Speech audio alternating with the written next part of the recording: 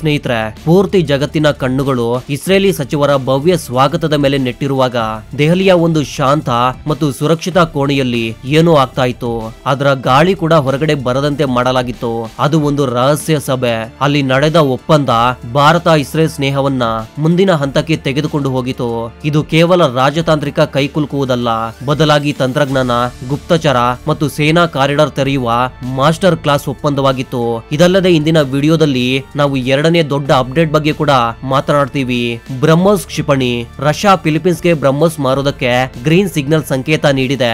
ಯೋಚಿಸಬೇಕಾದ ಸಂಗತಿ ಇದು. ರಷ್ಯಾಗೆ ಗೊತ್ತು ಅಮೆರಿಕ ಮತ್ತು ಫಿಲಿಪೀನ್ಸ್ ಪರಸ್ಪರ ಅತ್ಯಂತ ಹತ್ತಿರದಲ್ಲಿರುವುದು. ಹೀಗಿದ್ರೂ ರಷ್ಯಾಗೆ ಯಾಕೆ ಭಯವಿಲ್ಲ? ಅಮೆರಿಕ ಬ್ರಹ್ಮೋಸ್ ತಂತ್ರಜ್ಞಾನವನ್ನ ಕದಿಯಲು ಪ್ರಯತ್ನಿಸಬಹುದು ಎಂಬ ಚಿಂತೆ ಯಾಕೆ ಮಾಡ್ತಾ ಇಲ್ಲ? ಇದರ ಉತ್ತರ ಒಂದು ರಹಸ್ಯದಲ್ಲಿ ಅಡಗಿದೆ. ಅದು ಜಗತ್ತಿನ ಅತ್ಯಂತ ಶಕ್ತಿಶಾಲಿ ಗುಪ್ತಚರ ಸಂಸ್ಥೆಗಳಾದ CIA ಮತ್ತು NSAಗೆ ಕೂಡ ಅಸಹಾಯಕಗೊಳಿಸಿದೆ. ಏಕೆಂದ್ರೆ ಬ್ರಹ್ಮೋಸ್ನ ನಿಜವಾದ ತಂತ್ರಜ್ಞಾನ ಕೇವಲ ಕ್ಷಿಪಣಿಯಲ್ಲ, ಅದರೊಳಗೆ ಅಡಗಿರುವ ಆ ತಂತ್ರಜ್ಞಾನವನ್ನ ಅರ್ಥ ಮಾಡಿಕೊಳ್ಳುವುದು, ನಕಲು ಮಾಡುವುದು ಅಥವಾ ರಿವರ್ಸ್ ಇಂಜಿನಿಯರಿಂಗ್ ಮಾಡುವುದು ಬಹುತೇಕ ಅಸಾಧ್ಯ ಅಂತಾನೆ ಹೇಳ್ಬೋದು. ಹಾಗಿದ್ದಲ್ಲಿ ಈ ಪೂರ್ತಿ ಬೆಳವಣಿಗೆ ಏನು? ಇಸ್ರೇಲ್ ಭಾರತದ ರಹಸ್ಯ ಒಪ್ಪಂದ ಯಾವ ದಿಕ್ಕಿನಲ್ಲಿ ಹೋಗ್ತಾ ಇದೆ ಮತ್ತು ರಷ್ಯಾ ಫಿಲಿಪೀನ್ಸ್ಗೆ ಬ್ರಹ್ಮೋಸ್ ನೀಡಿ ಯಾವ ದೊಡ್ಡ ಆಟದ ತಯಾರಿ ಮಾಡ್ತಾ ಇದೆ? ಬನ್ನಿ ಇವೆಲ್ಲವನ್ನ ಈ ವಿಡಿಯೋದಲ್ಲಿ ಸಂಪೂರ್ಣ ವಿಶ್ಲೇಷಣೆ ಮಾಡಿ ಅರ್ಥ ಮಾಡಿಕೊಳ್ಳೋಣ. ಆದ್ರೆ ಅದಕ್ಕೂ ಮೊದಲು ಒಂದು ಚಿಕ್ಕ ರಿಕ್ವೆಸ್ಟ್. ನಿಮ್ಗೆ ಈ ವಿಡಿಯೋ ಇಷ್ಟವಾದ್ರೆ ಒಂದೇ ಒಂದು ಸೆಕೆಂಡ್ ಸಮಯ ತಗೊಂಡು ಕೆಳಗೆ ಕಾಣುವ ಲೈಕ್ ಬಟನ್ ಅನ್ನ ಒತ್ತಿ ಮತ್ತು ನಮ್ಮ ಚಾನಲ್ಗೆ ಸಬ್ಸ್ಕ್ರೈಬ್ ಮಾಡ್ಕೊಳ್ಳಿ. ನಿಮ್ಗೆ ಅದು ಒಂದು ಸೆಕೆಂಡ್ ನ ಕೆಲಸ, ಆದ್ರೆ ನಮ್ಗೆ ಅದು ತುಂಬಾನೇ ದೊಡ್ಡ ಸಹಾಯವಾಗುತ್ತೆ. ವಾಸ್ತವವಾಗಿ ಸ್ನೇಹಿತರೆ, ಇಂದು ಹೊರಬಿದ್ದ ಸುದ್ದಿಯನ್ನ ಕೇಳಿ ಚೀನಾ ಮತ್ತು ಪಾಕಿಸ್ತಾನ ಇಬ್ಬರ ರಕ್ತದ ಒತ್ತಡ ಇದ್ದಕ್ಕಿದ್ದಂತೆ ಏರಿಕೆಯಾಗಿರುತ್ತೆ. ಕಾರಣ ಇಸ್ರೇಲ್ ಮತ್ತೊಮ್ಮೆ ಸಾಬೀತುಪಡಿಸಿದೆ ಅದು ಭಾರತದ ಕೇವಲ ಪಾಲುದಾರನಲ್ಲ, ಬದಲಾಗಿ ಪ್ರತಿ ಕಷ್ಟ, ಪ್ರತಿ ತಿರುವು ಮತ್ತು ಪ್ರತಿ ಸವಾಲಿನಲ್ಲಿ ನೇರವಾಗಿ ಭಾರತದ ಜೊತೆಗೆ ನಿಂತುಕೊಳ್ಳುವ ಸ್ನೇಹಿತ. ಇದು ನಾವು ಯಾವುದೋ ಭಾವನಾತ್ಮಕ ಸಾಲು ಹೇಳ್ತಾ ಇರೋದಲ್ಲ. ಈ ಬಾರಿ ಇಸ್ರೇಲ್ ವಿದೇಶಾಂಗ ಸಚಿವರು ತಾವೇ ಇಂತಹ ಹೇಳಿಕೆ ನೀಡಿದ್ದಾರೆ. ಅದು ಬೀಜಿಂಗ್ ಮತ್ತು ಇಸ್ಲಾಮಾಬಾದ್ ನಲ್ಲಿ ಕುಳಿತಿರೋ ರಾತ್ರಿಯ ನಿದ್ದೆ ಕೂಡ ಕಸಿದುಕೊಂಡಿದೆ. ಯೋಚಿಸಿ, ಭಾರತ ಪಾಲಸ್ತೀನವನ್ನ ಕೂಡ ಗುರುತಿಸುತ್ತೆ. ಅಂದರೆ ರಾಜತಾಂತ್ರಿಕವಾಗಿ ಭಾರತ ಸಂಪೂರ್ಣ ನ್ಯೂಟ್ರಲ್ ಆಗಿದೆ. ಆದರೂ ಇಸ್ರೇಲ್ನ ಒಲವು ಯಾವಾಗ್ಲೂ ಭಾರತದ ಕಡೆಗೆ ಯಾಕಿರುತ್ತೆ? ಅಷ್ಟಕ್ಕೂ ಏನಿದೆ ಅದು ಇಸ್ರೇಲ್ಗೆ ಭಾರತದ ಮೇಲೆ ಇಷ್ಟೊಂದು ನಂಬಿಕೆ ನೀಡುತ್ತದೆ?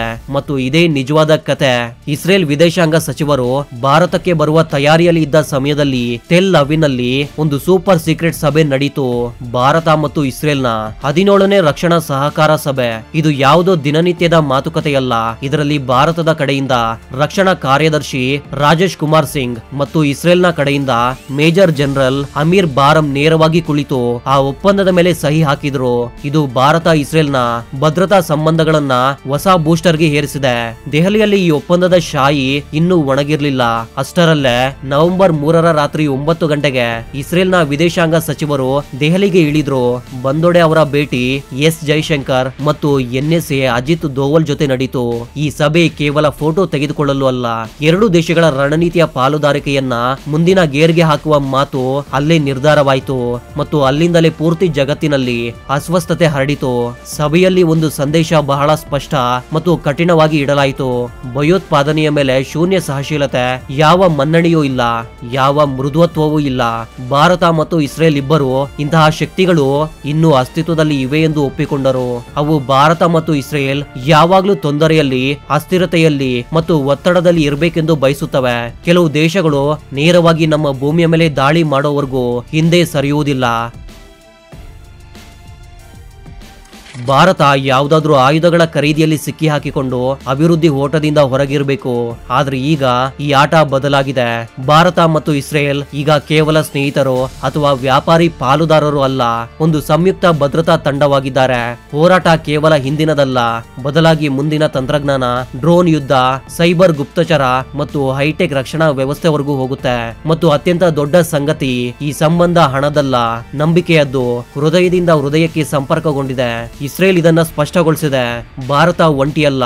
ಯಾವುದೇ ದೇಶ ಭಾರತದ ವಿರುದ್ಧ ತಪ್ಪು ಉದ್ದೇಶ ಹೊಂದಿದ್ರೆ ಅರ್ಥ ಮಾಡ್ಕೊಳ್ಳಿ, ಭಾರತದ ಜೊತೆಗೆ ಇಸ್ರೇಲ್ನ ತಂತ್ರಜ್ಞಾನ, ಇಸ್ರೇಲ್ನ ಅನುಭವ ಮತ್ತು ಇಸ್ರೇಲ್ನ ಸೇನಾ ಶಕ್ತಿ ನಿಂತಿರುತ್ತೆ. ಅಂದರೆ ಒಂದು ಸಂಗತಿಯನ್ನ ಈಗ ಜಗತ್ತು ಚೆನ್ನಾಗಿ ಅರ್ಥ ಮಾಡಿಕೊಳ್ಳುತ್ತೆ. ಭಾರತವನ್ನ ದುರ್ಬಲ ಎಂದು ಭಾವಿಸುವ ತಪ್ಪು ಈಗ ಯಾರು ಕೂಡ ಮಾಡಲಾರರು. ಈ ಭೇಟಿಯಲ್ಲಿ ಎರಡು ದೇಶಗಳು ಕೇವಲ ಔಪಚಾರಿಕ ಮಾತುಗಳನ್ನ ಮಾಡಿಲ್ಲ, ಬದಲಾಗಿ ಮುಂದಿನ ಹಲವು ವರ್ಷಗಳ ಪಾಲುದಾರಿಕೆಯನ್ನ ಇನ್ನಷ್ಟು ದೃಢಗೊಳಿಸಲು ಒಂದು ಮಹತ್ವದ ಒಪ್ಪಂದದ ಮೇಲೆ ಸಹಿ ಹಾಕಿದವು. ಈ MOU ತೋರಿಸುತ್ತೆ ಭಾರತ ಮತ್ತು ಇಸ್ರೇಲ್ ಈಗ ಕೇವಲ ಸ್ನೇಹಪರ ಸಂಬಂಧಗಳ ಮಾತಲ್ಲ, ಬದಲಾಗಿ ರಕ್ಷಣೆ, ತಂತ್ರಜ್ಞಾನ, ಕೃಷಿ, ನೀರಿನ ನಿರ್ವಹಣೆ, ಇನ್ನೋವೇಷನ್ ಮತ್ತು ಬಾಹ್ಯಾಕಾಶದಂತಹ ಮಹತ್ವದ ಕ್ಷೇತ್ರಗಳಲ್ಲಿ ಭೂಮಿಯ ಮೇಲೆ ಇಳಿದು ಕೆಲಸ ಮಾಡ್ತಿದ್ದಾರೆ. ಈ ಹೆಜ್ಜೆ ಸ್ಪಷ್ಟವಾಗಿ ತೋರಿಸುತ್ತೆ ಎರಡು ದೇಶಗಳ ರಣನೀತಿಯ ಪಾಲುದಾರಿಕೆ ಈಗ ಮಾತುಗಳಿಂದ ಮುಂದೆ ಸಾಗಿ ನಿಜವಾದ ಯೋಜನೆಗಳು ಮತ್ತು ಫಲಿತಾಂಶಗಳ ದಿಕ್ಕಿನಲ್ಲಿ ಹೋಗುತ್ತೆ. ಸಭೆಯಲ್ಲಿ ಎರಡೂ ದೇಶಗಳು ಭಯೋತ್ಪಾದನೆಯ ವಿಷಯದಲ್ಲಿ ಯಾವುದೇ ರೀತಿಯ ಮೃದುತ್ವ ಅಥವಾ ಹಿಂದೆ ಸರಿಯುವ ಸಾಧ್ಯತೆ ಇಲ್ಲ ಎಂದು ಮತ್ತೊಮ್ಮೆ ಪುನರುಚ್ಚರಿಸಿದುವು. ಮುಂದಿನ ಸಮಯದಲ್ಲೂ ಹಲವು ಹೊಸ ಕ್ಷೇತ್ರಗಳಲ್ಲಿ ಒಟ್ಟಾಗಿ ಕೆಲಸ ಮಾಡುವ ಸಂಕೇತಗಳನ್ನ ನೀಡಲಾಯಿತು. ಇದರಿಂದ ಇದು ಸ್ಪಷ್ಟವಾಗುತ್ತೆ, ಭಾರತ ಮತ್ತು ಇಸ್ರೇಲ್ನ ಸಂಬಂಧ ಈಗ ಹಿಂದಿಗಿಂತಲೂ ಹೆಚ್ಚು ಬಲವಾಗಿ ಮತ್ತು ನಂಬಿಕಾರ್ಹವಾಗಿದೆ. ನಾವು ಯಾವಾಗಲೂ ನಂಬುತ್ತೇವೆ, ಇಸ್ರೇಲ್ ಬೆರಳೆಣಿಕೆಯ ದೇಶಗಳಲ್ಲಿ ಒಂದು. ಅದು ಭಾರತದ ಕಷ್ಟದ ಸಮಯದಲ್ಲಿ ಎಂದೂ ಹಿಂದೆ ಸರಿಯುವುದಿಲ್ಲ ಮತ್ತು ಸಮಯದ ಜೊತೆಗೆ ಅದು ಈ ಮಾತನ್ನ ಸಾಬೀತುಪಡಿಸಿದೆ.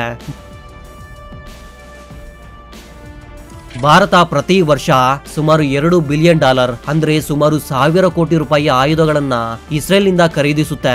ಇದರಿಂದ ನಾವು ಅದರ ಅತಿ ದೊಡ್ಡ ರಕ್ಷಣಾ ಪಾಲುದಾರರಲ್ಲಿ ಸೇರಿದ್ದೇವೆ. ಮತ್ತು ಆಸಕ್ತಿದಾಯಕ ಸಂಗತಿ ಏನಂದ್ರೆ, ಇದು ಕಾಶ್ಮೀರ ಕಣಿವೆಯಲ್ಲಿ ಭಯೋತ್ಪಾದಕರ ಚಟುವಟಿಕೆಗಳ ಮೇಲೆ ಕಣ್ಣಿಡಲು ಭಾರತೀಯ ಸೇನೆ ಬಳಸುವ ಹೈಟೆಕ್ ಡ್ರೋನ್ಗಳು ಕೂಡ ಇಸ್ರೇಲ್ ನಿಂದಲೇ ತೆಗೆದುಕೊಳ್ಳಲಾಗುತ್ತೆ. ಎರಡೂ ದೇಶಗಳ ಈ ನಂಬಿಕೆ ಮತ್ತು ಸಮನ್ವಯ ಮುಂದಿನ ಸಮಯದಲ್ಲಿ ಇನ್ನಷ್ಟು ದೊಡ್ಡ ರೂಪ ಪಡೆಯಲಿದೆ. ಬನ್ನಿ ಈಗ ಬ್ರಹ್ಮೋಸ್ನ ಮುಂದಿನ ದೊಡ್ಡ ಅಪ್ಡೇಟ್ ಕಡೆ ಹೋಗೋಣ. ಒಂದ್ ಕಾಲದಲ್ಲಿ ಯಾವುದೇ ವಿದೇಶಿ ಕಸ್ಟಮರ್ನೊಂದಿಗೆ ಸಂಪರ್ಕವಾಗುವುದು ಭಾರತಕ್ಕೆ ಹೀರೋ ರೀತಿಯ ಕ್ಷಣವೆನಿಸ್ತಾ ಇತ್ತು. ಆ ಕಾಲದಲ್ಲಿ ಬ್ರಹ್ಮೋಸ್ ಅನ್ನ ಅಳವಡಿಸಿಕೊಂಡ ಮೊದಲ ದೇಶ ಕೇವಲ ಫಿಲಿಪೀನ್ಸ್ ಆಗಿತ್ತು ಮತ್ತು ಅದೇ ಒಂದು ಒಪ್ಪಂದ ಭಾರತಕ್ಕೆ ದೊಡ್ಡ ಸಾಧನೆ ಎಂದು ಪರಿಗಣಿಸಲಾಗಿತ್ತು. ಆದ್ರೆ ಈಗ ಪರಿಸ್ಥಿತಿ ಸಂಪೂರ್ಣ ಬದಲಾಗಿದೆ. ಇಂದು ಸ್ಥಿತಿ ಹೇಗಿದೆ ಅಂದ್ರೆ, ಈ ಬ್ರಹ್ಮೋಸ್ ಅನ್ನ ಖರೀದಿಸಲು ತುಂಬಾ ದೇಶಗಳು ಸಾಲಲ್ಲಿ ನಿಂತಿವೆ. ಹಲವು ರಾಷ್ಟ್ರಗಳು ಅದನ್ನ ಪಡೆಯಲು ಮಾತುಕತೆ ನಡೆಸ್ತಾ ಇವೆ ಮತ್ತು ಮುಂದಿನ ಬಾರಿ ಬಹುಶಃ ಇಂಡೋನೇಷ್ಯಾದೇ ಆಗಬಹುದು ಎಂದು ಭಾವಿಸಲಾಗಿದೆ. ಒಪ್ಪಂದ ಬಹುತೇಕ ಸಿದ್ಧವಾಗಿದೆ, ಕೇವಲ ಔಪಚಾರಿಕ ಮೊಹರು ಬೀಳಬೇಕು. ಅಂದರೆ ಈಗ ಬ್ರಹ್ಮೋಸ್ಗೆ ಗ್ರಾಹಕರನ್ನ ಹುಡುಕಬೇಕಿಲ್ಲ, ಬದಲಾಗಿ ಗ್ರಾಹಕರೇ ತಾವೇ ಬಾಗಿಲನ್ನ ಬಡಿತಾ ಇದ್ದಾರೆ. ಆದರೆ ನಿಜವಾದ ಆಸಕ್ತಿ ಇಲ್ಲಿಂದಲೇ ಶುರುವಾಗುತ್ತೆ. ಇದು ಅದೇ ಬ್ರಹ್ಮೋಸ್. ಇದನ್ನ ಭಾರತ ತನ್ನ ಅತ್ಯಂತ ನಂಬಿಕಾರ್ಹ ಕ್ಷಿಪಣಿ ಎಂದು ಭಾವಿಸುತ್ತೆ ಮತ್ತು ಅದನ್ನ ನೋಡಿ ನೆರೆಹೊರೆಯವರ ನಿದ್ದೆ ಹೋಗಿದೆ. ಈಗ ಪ್ರಶ್ನೆ ಏಳುತ್ತೆ, ಬ್ರಹ್ಮೋಸ್ನ ಮೇಲೆ ಕಣ್ಣಿಟ್ಟಿರುವ ದೇಶಗಳು ಅದನ್ನ ಸುಲಭವಾಗಿ ಪಡೆಯಬಹುದೇ? ಚೀನಾ ರೀತಿಯ ಪ್ರತಿಸ್ಪರ್ಧಿಗಳು ಅದರ ಕನಸು ಕೂಡ ಯಾಕೆ ಕಾಣ್ತಾರೆ? ಅಮೆರಿಕ ಅದನ್ನ ಯಾವ ದೃಷ್ಟಿಯಿಂದ ಅರ್ಥ ಮಾಡಿಕೊಳ್ಳಲು ಬಯಸ್ತಾ ಇದೆ? ಮತ್ತು ಅತ್ಯಂತ ದೊಡ್ಡ ಪ್ರಶ್ನೆ, ಭವಿಷ್ಯದಲ್ಲಿ ಯಾವುದಾದ್ರೂ ದೊಡ್ಡ ಶಕ್ತಿ ಅಂದ್ರೆ ಅಮೆರಿಕ ಬ್ರಹ್ಮೋಸ್ನ ರಹಸ್ಯಗಳನ್ನ ತಿಳಿದುಕೊಳ್ಳಲು ಪ್ರಯತ್ನ ಮಾಡುತ್ತದೆಯೇ? ಹೌದು, ಜನರ ಮನಸ್ಸಿನಲ್ಲಿ ತಿರುಗ್ತಾ ಇರುವ ಅತಿ ದೊಡ್ಡ ಗೊಂದಲ, ಅಮೆರಿಕ ಬ್ರಹ್ಮೋಸ್ನ ನಿಜವಾದ ತಂತ್ರಜ್ಞಾನವನ್ನ ಕದಿಯಲು ಸಾಧ್ಯವೇ? ಚೀನಾವನ್ನ ಸಂಪೂರ್ಣ ಮರೆತು ಬಿಡಿ, ಅದಕ್ಕೆ ಈ ದಾರಿ ಆರಂಭದಿಂದಲೇ ಮುಚ್ಚಲಾಗಿದೆ. ಏನೇ ಆದ್ರೂ ಅಮೆರಿಕ ಮತ್ತು ಫಿಲಿಪೀನ್ಸ್ ನ ನಡುವೆ ಬಲವಾದ ರಕ್ಷಣಾ ಒಪ್ಪಂದವಿದೆ, ಮ್ಯೂಚುವಲ್ ಡಿಫೆನ್ಸ್ ಟ್ರೀಟ್ ಇದೆ. ಆದ್ದರಿಂದ ಕೆಲವರು ಭಾವಿಸ್ತಾರೆ ಫಿಲಿಪೀನ್ಸ್ ಒತ್ತಡಕ್ಕೆ ಬಂದು ಅಥವಾ ಒಂದು ವೇಳೆ ಅಮೆರಿಕಾಗೆ ಇತರ ತಾಂತ್ರಿಕ ವಿವರಗಳನ್ನ ತೋರಿಸಿದ್ರು ಸಹ ಅಮೆರಿಕ ಅದನ್ನ ತೆರೆಯಬಹುದೇ? ಉತ್ತರ ಸಂಪೂರ್ಣ ಸ್ಪಷ್ಟ ಮತ್ತು ನೇರವಾದದ್ದು, ಸಾಧ್ಯವಿಲ್ಲ. ಮತ್ತು ಇದು ಕೇವಲ ಭಾರತದ ಮಾತಲ್ಲ. ಈ ಹೇಳಿಕೆ ಬ್ರಹ್ಮೋಸ್ ನಿರ್ಮಾಣದಲ್ಲಿ ಭಾರತದ ಪಾಲುದಾರನಾಗಿದ್ದ ರಷ್ಯಾದ NPO ಕಂಪನಿಯದ್ದು.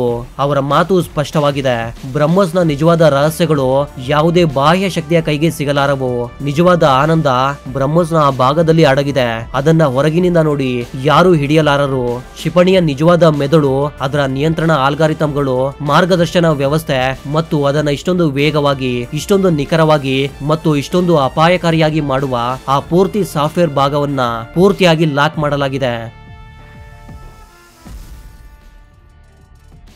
ಯಾರಾದ್ರೂ ತೆರೆದ್ರು ಅದ್ರೊಳಗೆ ಏನು ನಡೀತಾ ಇದೆ ಎಂದು ಅರ್ಥ ಮಾಡಿಕೊಳ್ಳಲು ಸಾಧ್ಯವಾಗದು. ಇದನ್ನ ಹೀಗೆ ಅರ್ಥ ಮಾಡ್ಕೊಳ್ಳಿ, ನೀವು ಯಾರಿಗಾದ್ರೂ ಮೊಬೈಲ್ ಅನ್ನ ಕೊಟ್ಟಿದ್ದೀರಿ ಅನ್ಕೊಳ್ಳಿ, ಆದ್ರೆ ಪಾಸ್ವರ್ಡ್ ಅನ್ನ ಕೊಟ್ಟಿಲ್ಲ, ಅವ್ರಿಗೆ ಭಾಷೆ ಅರ್ಥವಾಗುವುದಿಲ್ಲ ಮತ್ತು ಎನ್ಕ್ರಿಪ್ಟ್ ಅನ್ನ ಒಡೆಯುವುದಕ್ಕೆ ಯಾವುದೇ ರೀತಿಯ ದಾರಿ ಇಲ್ಲ. ಹೊರಗಿನಿಂದ ಕೇವಲ ಒಂದು ಬಾಕ್ಸ್ ಕಾಣುತ್ತೆ, ಒಳಗೆ ಯಾವ ಆಟ ನಡೆಯುತ್ತಿದೆ ಅದು ಯಾರ ಅರ್ಥಕ್ಕೂ ಬರುವುದಿಲ್ಲ. ಈಗ ರಸಭರಿತ ಮಾತು ಕೇಳಿ. ರಷ್ಯಾ ಫಿಲಿಪೀನ್ಸ್ಗೆ ಬ್ರಹ್ಮೋಸ್ ಅನ್ನ ಮಾರಾಟ ಮಾಡೋದಕ್ಕೆ ಅನುಮತಿ ನೀಡಿದೆ. ರಷ್ಯಾಗೆ ಮೊದಲೇ ಗೊತ್ತಿತ್ತು ಅಮೆರಿಕ ಮತ್ತು ಫಿಲಿಪೀನ್ಸ್ ಬಹಳ ಹತ್ತಿರದ ಪಾಲುದಾರರು. ಹೀಗಿದ್ದರೂ ರಷ್ಯಾ ಯಾವುದೇ ಹಿಂಜರಿಕೆ ಇಲ್ಲದೆ ಒಪ್ಪಿತು. ಯಾಕಂದ್ರೆ ರಷ್ಯಾಗೆ ಪೂರ್ತಿ ನಂಬಿಕೆ ಇದೆ, ಅಮೆರಿಕ ಎಷ್ಟೇ ಸೂಪರ್ ಸ್ಪೆಷಲಿಸ್ಟ್ ಗಳನ್ನ ತಂದರು, ಲ್ಯಾಬ್ ನಲ್ಲಿ ಕ್ಷಿಪಣಿಗಳನ್ನ ತುಂಡು ತುಂಡಾಗಿ ಮಾಡಿದ್ರು, ಮೈಕ್ರೋಸ್ಕೋಪ್ ಅನ್ನ ಹಾಕಿದ್ರು, ನಿಜವಾದ ಸಂಗತಿ ಕೈಗೆ ಸಿಗುವುದಿಲ್ಲ. ಏಕೆಂದ್ರೆ ನಿಜವಾದ ಆಟ ಲೋಹದ ದೇಹದಲ್ಲಿ ಇಲ್ಲ, ಬದಲಾಗಿ ಆ ಲಾಕ್ ಆಗಿರುವ ಸಾಫ್ಟ್ವೇರ್ ನ ಒಳಗೆ ನಡೆಯುತ್ತೆ ಮತ್ತು ಆ ಭಾಗ ಕೇವಲ ಭಾರತ ಮತ್ತು ರಷ್ಯಾದ ನಿಯಂತ್ರಣದಲ್ಲಿರುತ್ತೆ. ಇನ್ನೊಂದು ವಿಶೇಷ ಸಂಗತಿ, ಫಿಲಿಪೀನ್ಸ್ಗೆ ನೀಡಲಾದ ಬ್ರಹ್ಮೋಸ್ ಪೂರ್ತಿ ಭಾರತದಲ್ಲ, ಇದು ರಫ್ತು ಆವೃತ್ತಿಯಾಗಿದೆ. ಇದರ ಶ್ರೇಣಿಯನ್ನ ಕೇವಲ 290 ಕಿಲೋಮೀಟರ್ ಇಡಲಾಗಿದೆ. ಅಂದರೆ ಅದನ್ನ ಉದ್ದೇಶ ಪೂರ್ವಕವಾಗಿ ಹಗುರಗೊಳಿಸಲಾಗಿದೆ. ಅಂದರೆ ಅಮೆರಿಕ ಬಯಸಿದ್ರು ಸಹ ಆ ಆವೃತ್ತಿಯನ್ನ ನೋಡಿ ಬಹಳ ಆಳವಾದ ತಂತ್ರಜ್ಞಾನವನ್ನ ಹೊರಗೆ ತೆಗೆಯುವುದು ಕಷ್ಟ. ನಿಜವಾದ ಬ್ರಹ್ಮೋಸ್ ಇನ್ನು ಕೇವಲ ಭಾರತ ಮತ್ತು ಈಗ ಬರ್ತಾ ಇದೆ ಅತ್ಯಂತ ಕಠಿಣ ಪಾಯಿಂಟ್. ಬ್ರಹ್ಮೋಸ್ ನೊಂದಿಗೆ ಭಾರತ ಮತ್ತು ಫಿಲಿಪೀನ್ಸ್ ನಡುವೆ ಒಂದು ಎಂಡ್ ಯೂಸರ್ ಒಪ್ಪಂದವಿದೆ. ಸ್ಪಷ್ಟವಾಗಿ ಅದರಲ್ಲಿ ಬರೆಯಲಾಗಿದೆ, ಈ ಕ್ಷಿಪಣಿಯ ತಂತ್ರಜ್ಞಾನ ಅಥವಾ ಯಾವುದೇ ತೆರೆದು ನೋಡುವುದು ಮಾಹಿತಿಯನ್ನ ಯಾವುದೇ ಮೂರನೇ ದೇಶಕ್ಕೆ ನೀಡಿದ್ರೆ ನೇರವಾಗಿ ರಾಜತಾಂತ್ರಿಕ ಮತ್ತು ಕಾನೂನು ಸಮಸ್ಯೆಗೆ ಸಿಲುಕುತ್ತೆ. ಅಂದ್ರೆ ಇದು ಯಾವುದೇ ಆಟಿಕೆಯಲ್ಲ. ಆದ್ರೆ ಕತೆ ಇಲ್ಲಿಗೆ ಮುಗಿಯಲಿಲ್ಲ. ಬ್ರಹ್ಮೋಸ್ ನ ಭದ್ರತೆ ತನ್ನಷ್ಟಕ್ಕೆ ತಾನೇ ಎಷ್ಟೊಂದು ಅಡ್ವಾನ್ಸ್ ಆಗಿದೆ. ಯಾರಾದ್ರೂ ಅದನ್ನ ರಿವರ್ಸ್ ಇಂಜಿನಿಯರಿಂಗ್ ಮಾಡಲು ಪ್ರಯತ್ನಿಸಿದ್ರೆ, ಅಂದರೆ ತೆರೆದು ನೋಡುವುದು, ನಕಲು ಮಾಡುವುದು ಅಥವಾ ಅದರ ಒಳಗಿನ ವ್ಯವಸ್ಥೆಯನ್ನ ಅರ್ಥ ಮಾಡಿಕೊಳ್ಳಲು ಪ್ರಯತ್ನಿಸಿದ್ರೆ ಕ್ಷಿಪಣಿ ಸ್ವಯಂಚಾಲಿತವಾಗಿ ಲಾಕ್ ಅಥವಾ ನ್ಯೂಟ್ರಲೈಸ್ ಮೋಡ್ಗೆ ಹೋಗುತ್ತೆ. ಮತ್ತು ಒಮ್ಮೆ ಹೀಗಾದ್ರೆ ಅದನ್ನ ಮತ್ತೆ ಸಕ್ರಿಯಗೊಳಿಸುವ ಕೀ ಕೇವಲ ಭಾರತ ರಷ್ಯಾ ಬಳಿ ಇದೆ. ಒಂದು ವೇಳೆ ಯಾವಾಗ್ಲಾದ್ರೂ ಫಿಲಿಪೀನ್ಸ್ ಭಾರತವನ್ನ ಕೇಳಿದ್ರೆ ಬ್ರಹ್ಮೋಸ್ ಲಾಕ್ ಆಗಿ ಬಿಟ್ಟಿದೆ, ಇದನ್ನ ಮತ್ತೆ ಚಾಲು ಮಾಡಿ ಎಂದರೆ ಭಾರತ ತಕ್ಷಣ ಅರ್ಥ ಮಾಡಿಕೊಳ್ಳುತ್ತೆ ಕ್ಷಿಪಣಿಯೊಂದಿಗೆ ಅವರು ಏನನ್ನೋ ಮಾಡಲು ಟ್ರೈ ಮಾಡಿದ್ದಾರಂತ. ಮತ್ತು ಅತ್ಯಂತ ಇಂಟ್ರೆಸ್ಟಿಂಗ್ ವಿಷಯ, ಬ್ರಹ್ಮೋಸ್ ನ ಸೀಕರ್ ವ್ಯವಸ್ಥೆ ಮತ್ತು ಅದರ ನಿಯಂತ್ರಣ ಕೋಡ್ ಇಷ್ಟೊಂದು ಜಟಿಲವಾಗಿದೆ. ಭಾರತ ಅಥವಾ ರಷ್ಯಾದ ಸಹಾಯವಿಲ್ಲದೆ ಅದನ್ನ ಅರ್ಥ ಮಾಡಿಕೊಳ್ಳೋದು ಬಹುತೇಕ ಅಸಾಧ್ಯ. ಅಂದರೆ ಬ್ರಹ್ಮೋಸ್ ಕೇವಲ ಒಂದು ಆಯುಧವಲ್ಲ, ಬದಲಾಗಿ ಮೆದುಳಾಗಿದೆ ಮತ್ತು ಆ ಮೆದುಳಿನ ಕೀ ಕೇವಲ 2 ದೇಶಗಳ ಬಳಿ ಇದೆ. ಇದೇ ಕಾರಣ ಇಂದು ಭಾರತದ ರಕ್ಷಣಾ ಸಚಿವ ರಾಜನಾಥ್ ಸಿಂಗ್ ಹೇಳಿದ್ದಾರೆ, ಈಗ 14ಕ್ಕಿಂತ ಹೆಚ್ಚು ದೇಶಗಳು ಬ್ರಹ್ಮೋಸ್ ಅನ್ನ ಖರೀದಿಸಲು ಹೆಚ್ಚಿನ ಆಸಕ್ತಿಯನ್ನ ತೋರಿಸ್ತಾ ಇವೆ. ಸ್ನೇಹಿತರೆ, ಈ ಪೂರ್ತಿ ವಿಷಯದ ಬಗ್ಗೆ ನಿಮ್ಮ ಅಭಿಪ್ರಾಯವೇನು ಕೆಳಗೆ ಕಾಮೆಂಟ್ ಮಾಡಿ ಖಂಡಿತವಾಗಿ ತಿಳಿಸಿ. ಮತ್ತು ಸ್ನೇಹಿತರೆ, ಇದು ಇಂದಿನ ದೊಡ್ಡ ಸುದ್ದಿ. ಅದನ್ನ ಬಹಳ ಸಂಶೋಧನೆ ಮತ್ತು ಶ್ರಮದ ನಂತರ ನಿಮ್ಮ ಮುಂದೆ ಇಟ್ಟಿದ್ದೇವೆ. ಈ ವಿಡಿಯೋಗೆ ಒಂದು ಲೈಕ್ ಮಾಡಿ ಹಾಗೂ ನಮ್ಮ ಚಾನೆಲ್ ಅನ್ನ ಸಬ್ಸ್ಕ್ರೈಬ್ ಮಾಡ್ಕೊಳ್ಳೋದು ಮಾತ್ರ ಮರಿಬೇಡಿ. ಇದೇ ರೀತಿಯ ಮತ್ತೊಂದು ಇಂಟ್ರೆಸ್ಟಿಂಗ್ ಆದ ವಿಡಿಯೋದ ಜೊತೆಗೆ ಮತ್ತೆ ಸಿಗೋಣ. ಅಲ್ಲಿವರೆಗೂ ಜೈ ಹಿಂದ್, ಜೈ ಕರ್ನಾಟಕ.